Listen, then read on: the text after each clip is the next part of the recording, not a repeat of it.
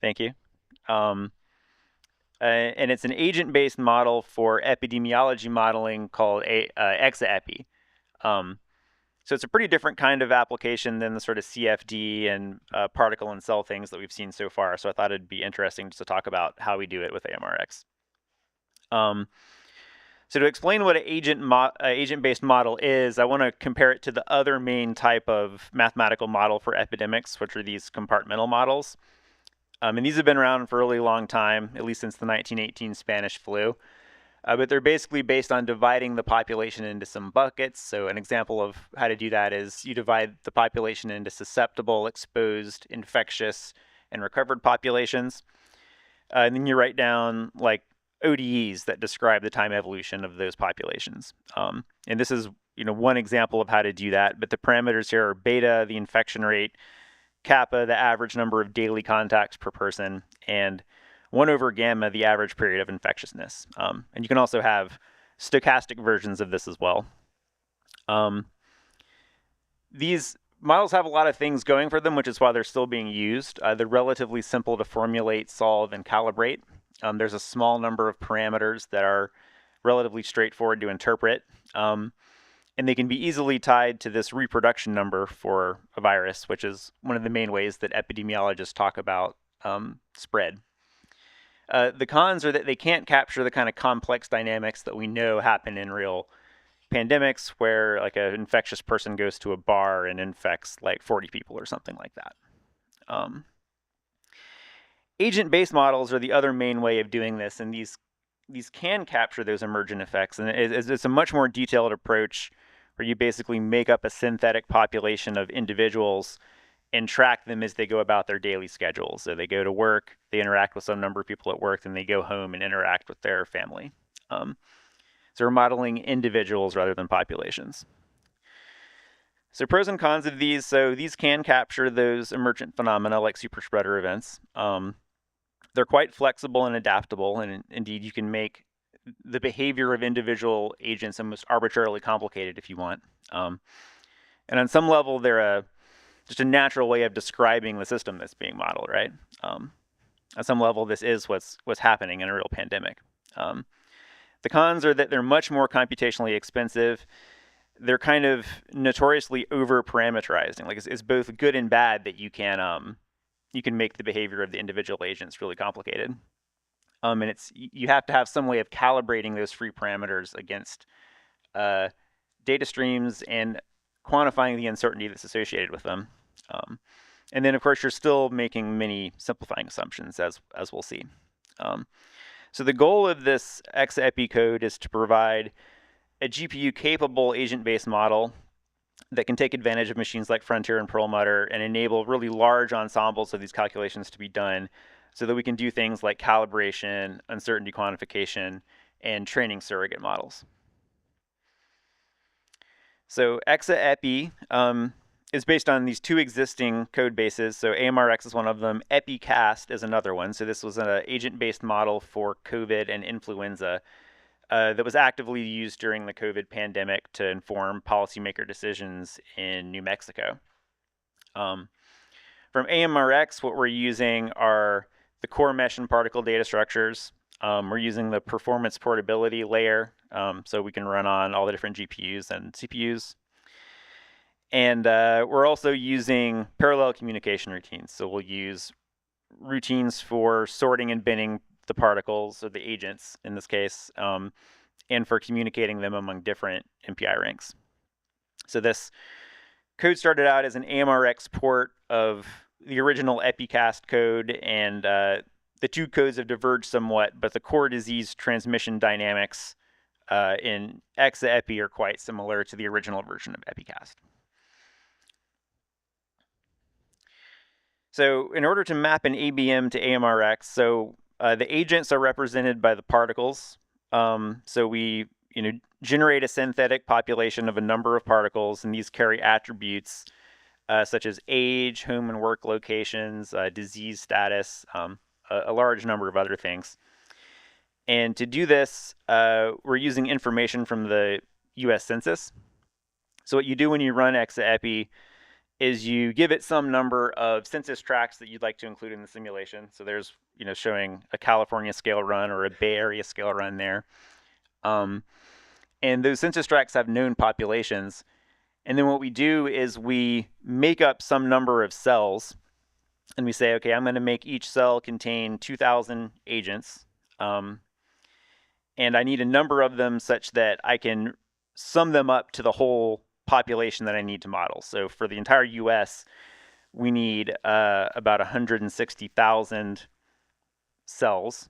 So it's not really a very big problem, right? So this is a 400 by 400 mesh, 2D, can represent the entire United States in this fashion.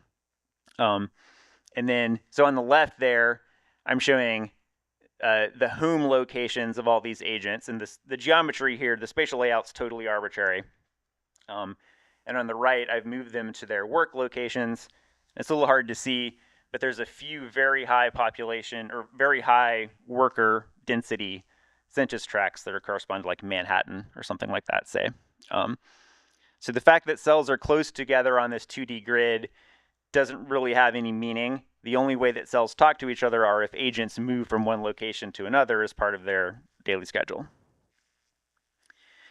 So the disease transmission model, each day we're moving these agents back and forth between their home and their workplace, and at each location, a number of different transmission pathways is computed. So for example, at home, the agents will interact with people in the same household. Then they'll also interact with people in the same neighborhood, but not at the same household. They'll interact with people just at the general community level. So to model people that, say, just run into each other at the grocery store, for example. And in each one of these groups, the agent's probability for not getting infected that day is multiplied down by this factor. So it depends on the vaccine efficacy. It depends on the number of infected people that the agent's been exposed to. And then it also depends on just some probability that's different for all these pathways. You're more likely to give the disease to someone that you live with rather than someone that you just see briefly. And then at the end of the day, a random number is drawn and compared to the above probability to determine whether that agent was infected that day or not. So there's also this distinction between, so we know from COVID that people would often not show symptoms at all, but sometimes they would also develop symptoms before or after they were actually infectious. And this makes a big difference because under scenarios where agents might, say, self-withdraw or choose to mask if they're experiencing symptoms or go to a hospital, it makes a big difference whether infectiousness happens before or after the symptoms appear. But that's something that we can capture in this model. So reproducibility on GPUs is something that we put some effort into. So in general, changing the random seed will significantly alter the results.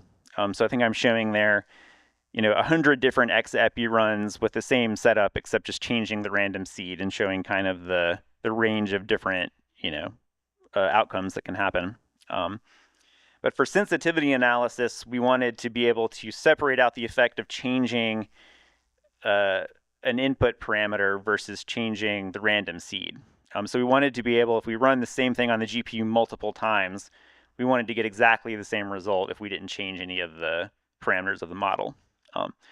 It turns out you can do that even on the GPU if each GPU thread has its own random number state, which it does in AMReX by default. If the mapping between GPU threads and agents remains constant, and if the order of the agents in memory is maintained when you do things like redistribute the particles or bin them. So that doesn't happen by default in AMReX, but we implemented a special version that does certain subset of that on the CPU to make it fully reproducible. And since we're running short on time, I'm going to skip that slide and just show. So this is an example of the kind of thing that we can do with ExaEpi. So this is a California scale run. The color scale there maps to the number of instantaneous cases. So the number of infected people in each census tract as a function of time. And then I'm showing, that number of infections integrated over the whole state, the number of hospitalizations in the whole state, and the number of deaths in the whole state. And there's a few things to see here. So a shelter in place has been implemented. So what happens is there started to be this exponential rise in the number of cases, and a shelter in place order was put into effect. And then you see a change in the behavior there as people aren't going to work on a regular basis. And then things flatten out for a while. Let me pause this actually.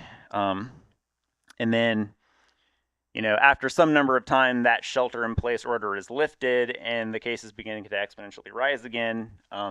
This time there's no interventions happen, and it just like rises and falls based on natural immunity. And then this second bump right here, what's happening there is immunity to the initial infection has begun to wane. So there's a certain period of time after which agents are no longer immune to the virus if they've had it already. So what you're seeing there is a wave of reinfections happening about 6 months into this. So we can do, a full US scale, like one run of this on a single A100 node on Perlmutter. And this is the kind of problem, it's very much not like some of the things we saw earlier where there's a trillion particles and you can weak scale onto all of frontier. This is, your problem can fit on one GPU, you want a fast time to solution, but you can't just throw a bunch of GPUs at it because you don't have enough work to split up. So for this run, we stopped seeing a benefit to adding more GPUs around like 8 or 16 or something like that. And then here's one more movie. So this is showing, I think we started with 15 cases seated in San Francisco Bay Area. And we also turned random air travel on. So there's an airport model in there where agents will travel from one airport to another based on data that we have. And what you'll see is because of the air travel, actually, yes, stuff starts to get bad kind of around the whole country at around the same time.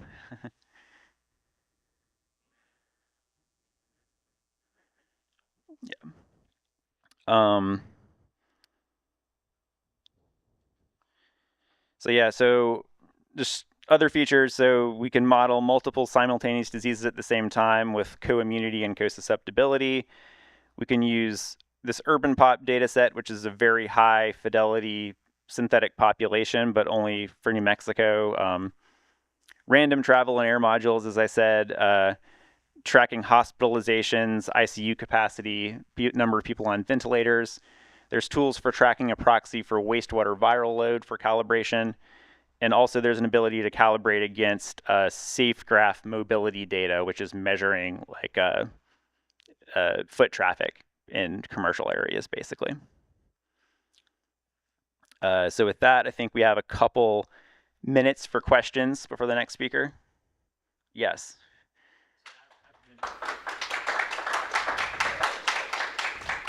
So let's have a computational immunologist. Okay. Like cell agent level.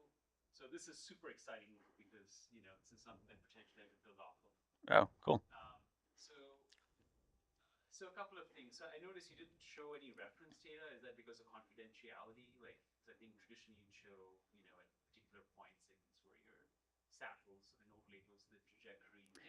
Yeah, so our focus so far has been on kind of building this code capacity, and we're in the process of calibrating against the data streams that we have. So we're kind of doing those runs now. Okay. Yeah. This might be in the weeds, but also I'd like to talk about the calibration process. Okay. I think more general. Yeah. So you have. So I guess I kind of wonder if maybe you're scaling, or you're not seeing as much advantage scaling because you're limiting it to like a US-sized population. And if I'm just curious if you ever tried like having like a larger n size, like does that scale better? Or yeah, I mean, yeah, I think that's absolutely what's going on, and yeah, I mean, if you're like millions of cells, like hundreds of millions of cells, that maybe it wouldn't suffer from this, right? So yeah, I mean, I know that these same operations in AMReX have scaled up to really big runs. I think it's just we don't have. And we haven't done bigger runs with this code because we don't know how to set up the initial conditions, basically. Like we don't have the equivalent of census data for other countries or really know how to. We don't know how to initialize a bigger run than this. Oh, okay, but I may considering looking at like other countries and international travel like between like those hubs and We've considered it, and getting the data that's analogous to the census in order to set up this initial population is challenging. Yeah. Yes. Have you started to think about how you would quantify kind of uncertainty propagation through this? I mean, I know you talked about, getting reproducibility on the GPUs, but you also mentioned how sensitive the results are to the random numbers. So I'm kind of curious if you could um, use some of that information to sample with different random numbers to try to somehow get some characterization of propagation. Yeah, so that's something that I'm not personally working on, but that's absolutely an aspect of what we're trying to do here. So there's people who are doing a bunch of runs on Perlmutter right now in order to try to understand exactly that. Um, yes. yeah. So I was wondering, does the 2D grid give you performance advantages compared to like a 1D grid? Because you're not using the grid like the nearest neighbor. Yeah, no, the grid is, I think, totally arbitrary and wouldn't. I don't think it would make a difference whether it was 2D or 3D or 1D. And then where do you get the data for the work realization? So that's also from the census, so we know how many people go from each district to each district for work. And so we assign them workplace locations in a way that's consistent with those broad worker flows. The urban pop data set I mentioned does a better job of that, and they have like NICS codes for different people, like the industries that they work in.